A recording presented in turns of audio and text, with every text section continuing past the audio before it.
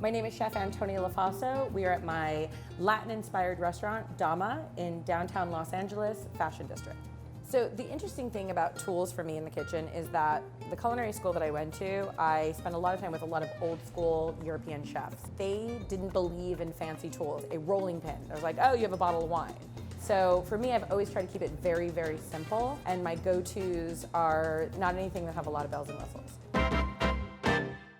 First and foremost, my chef's knife. I learned a long time ago, A, keep it sharp. If you don't have a sharp chef's knife, I mean, it's like shaming to the 10th degree. And it depends also your size. Like, so a taller person can have anywhere between like a 10-inch, 12, 14, 16-inch chef knife, depending on their actual hand size and height, and also the weight of it. So it depends on how you feel when you're holding it, how much pressure you want to apply. So all these elements go into choosing a great chef's knife.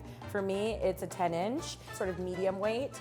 Why I love this one as much as I do is there's a running joke in my restaurant group because my name is Antonia and everyone just assumes that it's Antonio.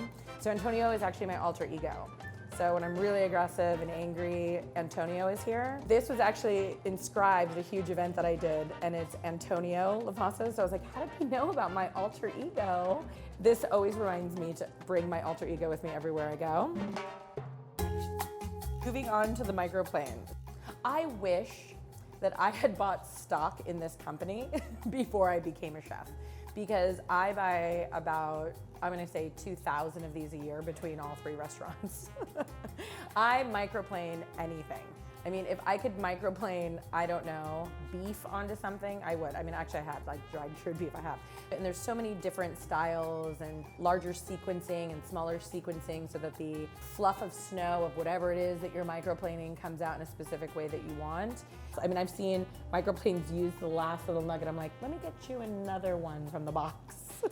They don't really last that long, especially when we go really, really hard with them. Something as simple as a microplane for a home cook, I always like to talk about just the simple block of Parmesan cheese that you can buy. You take a hunk of fresh Parmesan cheese and you grate over your pasta. Any kind of like garlic bread, grating garlic versus chopping garlic, whether it's a nutmeg or cinnamon stick, all those kinds of things that lose their flavor over time doesn't happen when you have the whole piece in a microplane. Non-traditional, but is really my favorite, is the camper. The camper is just so loyal. It never breaks down, it just needs butane. It's so simple, you can take it with you in the car, you don't need electric.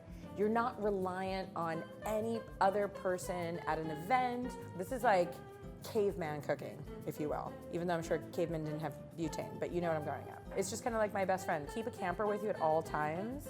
You never know when you're gonna need it. You ready? I mean, heat anywhere, you need it. Unless there's wind, and then there's a problem. Then you have to like build a thing.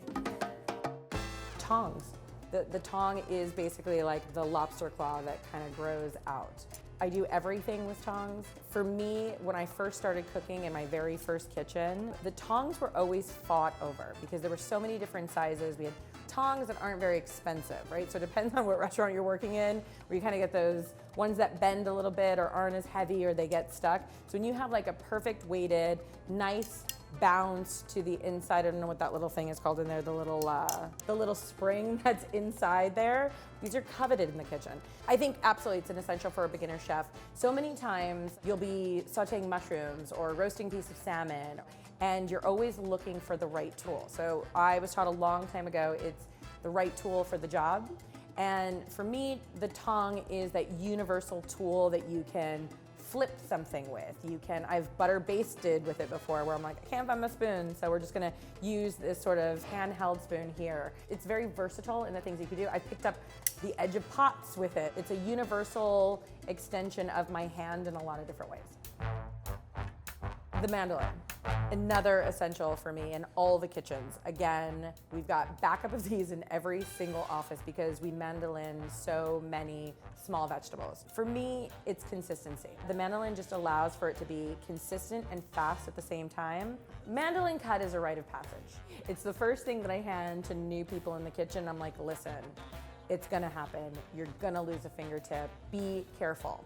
So when you get to the very edge, the last piece of cucumber, the last small piece of garlic, it's not worth it. Save your finger, right? Don't try to go to the end, throw it out. There are guards and things like that for it, but a really skilled cook and a really skilled chef, you see them like going at it and they're safe and awesome. So it is something that you can train yourself to do well and safely. So depending on how thick I want, whether it's a radish or cucumber, I can change the thickness just by this circular thing up or down. These I like to keep pretty thick and get them to sort of stand in the whipped beans. The best piece of advice that I got as I started to create my career was, do I want to be mediocre or do I want to be great? Being mediocre means that you skip steps, that you do things halfway. Being great means that you pay attention to every detail that's involved. I was asked that question very young and it stays with me everywhere.